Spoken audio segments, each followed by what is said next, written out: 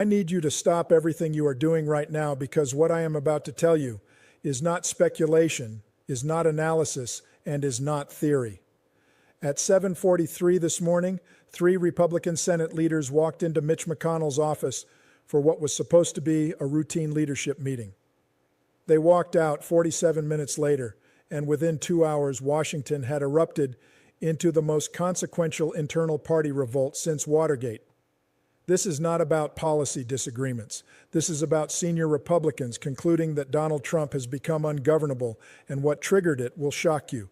If you care about what happens next, subscribe to this channel right now and turn on notifications, because the next 72 hours will determine whether the Republican Party survives intact or fractures completely. Let's go. Here's what nobody is reporting yet. Here is what I have confirmed through 3 separate sources inside the Senate Republican Conference. Wednesday morning, 2:17 a.m. Donald Trump places a call to the Senate Majority Leader. He demands an immediate vote on what he calls the Emergency Powers Expansion Act. He gives an ultimatum. Pass it by Friday or I primary every single one of you. He threatens to campaign against Republicans in their own states. 6:30 a.m. leaked audio surfaces. A recording of Trump privately saying, and I quote, "I do not need the Senate. These people work for me." The audio circulates among senior Republicans. The reaction is not fear, it is fury. 7:43 a.m., an emergency meeting is convened. McConnell, Thun Barrasso, Corneline 47 minutes behind closed doors. And what those 4 men decided in that room represents the most significant challenge to Trump's authority from within his own party ever. To understand why this morning's revolt is so significant, you need to understand how Donald Trump has controlled Senate Republicans for the past 8 years. This is not about ideology. This is not about policy. This is about fear. And fear, when weaponized effectively, can control an entire political party. Let me give you 3 examples that every Republican senator understands intimately. 2020, Mitt Romney votes to convict Trump in the first impeachment trial. Trump's response is immediate and vicious, complete and total disgrace. Romney is censured by his own state party. He is isolated, he is politically damaged. The message is sent to every other Republican senator. Defy me and pay the price. It's 2021. Bill Cassidy votes to convict in the second impeachment. He does everything humanly possible to rehabilitate the relationship. He humbles himself publicly. He votes with Trump on every major issue. He chases approval that never comes. And the moment he stops being useful, Trump endorses his primary challenger anyway. The message is reinforced. Loyalty to Trump is never protection. It is a delay. 2023, Kevin McCarthy negotiates a debt ceiling deal. Trump privately disapproves. Within weeks, McCarthy is removed as Speaker of the House. The message is crystallized. I can destroy anyone at any time for any reason. This is how authoritarian control works in practice. You do not need to punish everyone. You just need to make examples. And once the examples are made, fear does the rest of the work for you. For 8 years, that fear has been absolute. Republican senators have watched careers end, watched colleagues destroyed, watched the price of defiance played out in real time, and they have calculated every single time that obedience is safer than resistance. But here's what Trump did not account for. Fear only works until people realize the threat is not going away.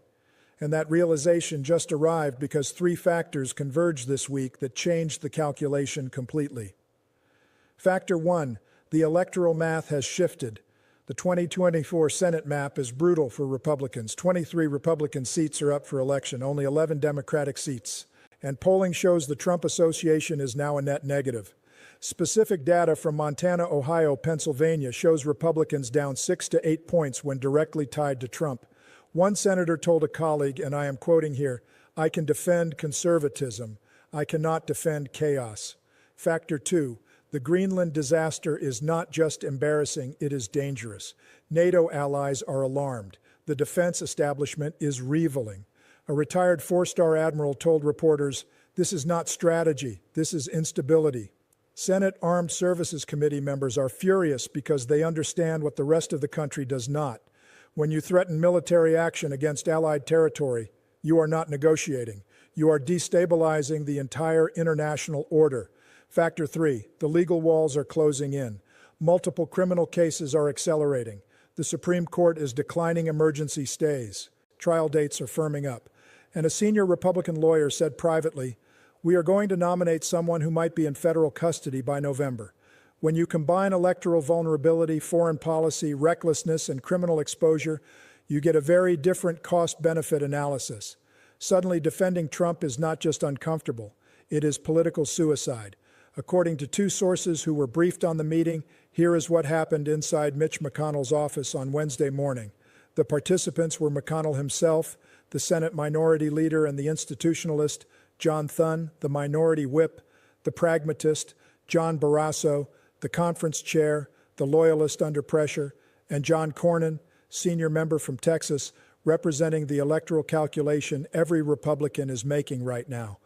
McConnell started by playing the audio, the full 3-minute recording of Donald Trump saying, "I do not need the Senate, these people work for me." He played it twice. Nobody spoke. The silence in that room, according to one source, was suffocating because every person sitting at that table understood what they were hearing. This was not a president frustrated with Congress. This was a president declaring Congress irrelevant. Then came the key exchange. John Thune spoke first. "We cannot defend this. Not the Greenland rhetoric, not the emergency powers demand, not the threat to primary our own members. We cannot go on television and explain this to voters who are already exhausted." John Barrasso responded, and you can hear the conflict in what he said. "If we oppose him publicly, he destroys us individually. You know this. We have watched it happen. Romney, Cassidy, Cheney, everyone who stood up, they are gone, or politically irrelevant. How is this different?" Mitch McConnell leaned forward. "Here is how it is different. He is going to destroy us anyway. The question is not whether we survive politically. The question is whether we go down defending him or defending the institution. And I am telling you, if we do not draw a line right now, there will be no institution left to defend." John Cornyn added the electoral reality. "Texas polling has me down 4 points. Every single point is Trump-adjacent chaos. My voters do not want this anymore. They want stability. They want governance. They do not want their senator explaining why the president is threatening to invade Greenland. And this is where it gets critical, because what McConnell proposed was not just symbolic resistance, it was structural. He laid out a plan, draft a joint letter to the White House, state clearly that the Senate will not vote on emergency powers expansion, announce that leadership will not campaign with Trump unless the foreign policy rhetoric is moderated, and threatened that if he initiates primaries against sitting senators, leadership will support incumbents with the full war chest of the National Republican Senatorial Committee. McConnell looked at each man. "I need to know right now. Are you with me on this?" DH said yes immediately. Cornyn said yes. Barrasso sat in silence for what one source described as the longest 30 seconds of the meeting. Then he said, "You are asking me to commit political suicide." McConnell responded, "I am asking you to do your job." Barrasso said yes. 4 men, 4 votes. And with that, the structure that has held the Republican Party together for 8 years began to crack. What happened next moved with stunning speed. 9:15 a.m. McConnell personally called 15 senior Republican senators. The message was simple and direct. "We are doing this. Are you with us?" 3 immediately committed: Mitt Romney, Susan Collins, Lisa Murkowski. These were expected, but 2 commitments shocked everyone involved: Lindsey Graham and Marco Rubio. Let me stop here because Graham's decision is the earthquake. This is Donald Trump's most vocal defender. This is the man who played golf with Trump last weekend. This is the senator who has gone on television hundreds of times to defend every Trump controversy, every indictment, every investigation, and he just broke. According to a source close to Graham, he told colleagues in a private call, "I have defended everything, the indictments, the investigations, the rhetoric. I have stood by this man through circumstances that would have ended any other political career, but I will not defend threatening to invade Allied territory. I will not defend dismantling Senate authority. I will not defend calling senators who disagree with him traitors. There is a line, and he just crossed it." 10:47 a.m. The letter was drafted. 5 pages legal language, constitutional framing. The key phrase, and I am reading this directly from a copy I've seen: "We can no longer in good conscience enable conduct that threatens constitutional order and undermines the institutional prerogatives granted to the United States Senate." 12 signatures were committed before noon. 11:30 a.m. Donald Trump got word. According to sources, an aide alerted him via encrypted message. The message read, "Connell and 11 others signing letter opposing emergency powers going public today." Trump's response, according to leaked texts that circulated among White House staff, was all capital letters, traitors, all of them. Watch what happens. He immediately began calling loyalists.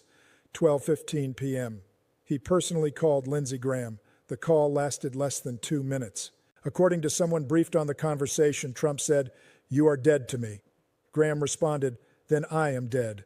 The call ended. Trump called Marco Rubio. "I made you. I will destroy you." Rubio, according to the same source, said, "You are destroying yourself. Do what you need to do." Trump tried calling Mitch McConnell 3 times. McConnell did not answer. 1:40 p.m. The split became visible to the outside world.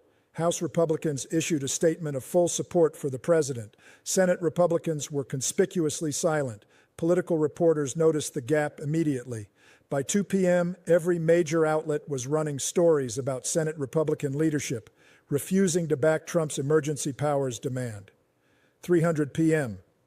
The letter leaked, and this leak was intentional. The Washington Post received a copy. Politico confirmed the signatures within minutes. By 3:15, the full text was published everywhere, and the political world understood immediately what was happening. This was not a private disagreement, this was open revolt. But here is the detail that leaked 20 minutes after the letter went public. Here is the part that shows you how serious this is.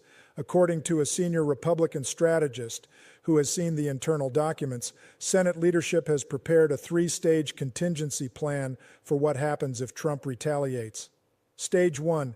If Trump attacks publicly, 5 additional senators issue supporting statements. Leadership holds a press conference. The message is clear. We respect the presidency, but we serve the Constitution first. Internal assessment gives this an 80% probability of happening. Stage 2. If Trump initiates primary challenges, the Leadership Political Action Committee commits $50 million to defend incumbents. The National Republican Senatorial Committee refuses all funding to challengers. Corporate donors are mobilized. The message becomes the Senate conference stands together. Probability 60%, stage 3. And this is the one that should terrify everyone. This is the plan they hope never to execute. If Trump continues escalation, the Senate moves forward with a formal resolution limiting executive emergency powers. This would require a bipartisan coalition with Democrats.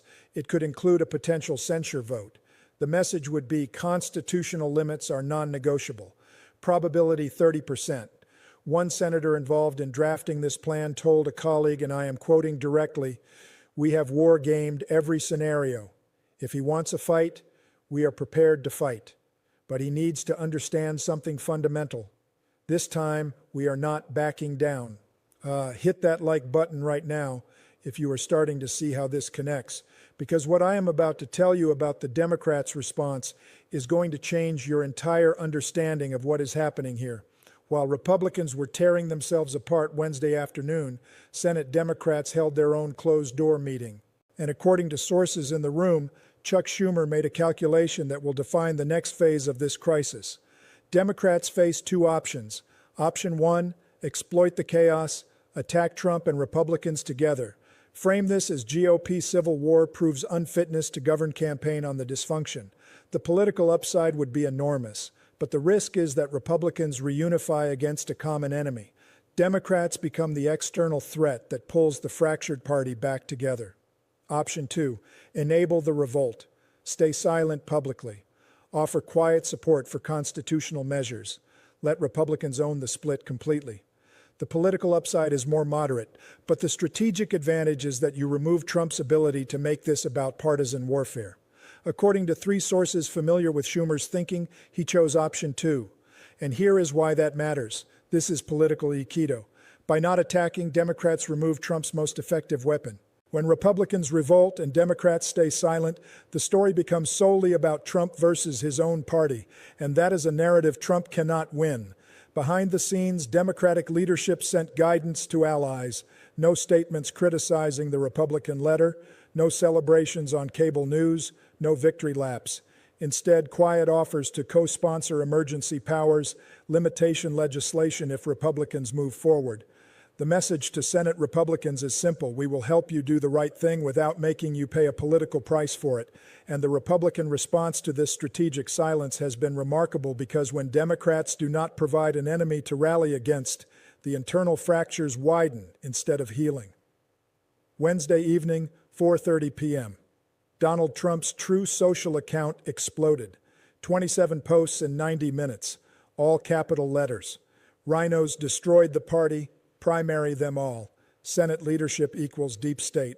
The fury is visible and uncontrolled. 5:15 p.m., the first primary challenge was announced. A MAGA-aligned challenger filed paperwork in South Carolina. The target, Lindsey Graham. Graham's response delivered to reporters outside the Senate chamber was 4 words: "Bring it on." 6:40 p.m. Fox News primetime coverage split in real time. Sean Hannity defended Trump without reservation. Laura Ingraham expressed serious concerns about the Greenland rhetoric. Tucker Carlson said, "Republicans are finally showing spine." Conservative media, for the first time in years, is no longer speaking with one voice. 8 DPM corporate donors reacted. 3 major Republican donors issued a joint statement.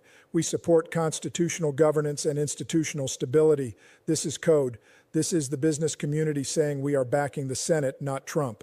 9:30 p.m., the count reached 17. 17 Republican senators now publicly aligned with the McConnell letter. 5 more privately committed but not yet public. And the magic number everyone is watching is 18. 18 Republican senators plus all Democrats would be enough to block emergency powers expansion. 18 means Trump loses. But what happened overnight while Trump was rage posting and Washington was reeling reveals something even more significant about where this crisis is heading.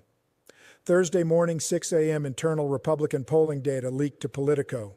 The numbers are devastating. Generic Republican candidate in swing states +2. Same Republican candidate with Trump endorsement -4. That is a 6-point swing when Trump gets involved, and that 6-point swing is the difference between holding the Senate and losing it completely. 7:30 a.m. Here is something nobody is reporting. Here is what 3 different Senate offices confirmed to me directly. 42 Republican Senate staffers signed an internal letter. "We cannot in good conscience continue defending the indefensible." The letter threatened mass resignations if their senators backtrack on the McConnell letter. This is unprecedented. Junior staffers are forcing their bosses' hands. When the people who answer phones and draft statements refuse to do the work, the entire operation collapses. 8:15 a.m. The business community weighed in. The United States Chamber of Commerce issued a statement. Constitutional stability is essential for economic growth and investor confidence. Translation: stop the chaos or we stop the funding. The National Association of Manufacturers echoed the message within the hour. Corporate America just told Senate Republicans which side of this fight to be on. 9 a.m. international pressure arrived.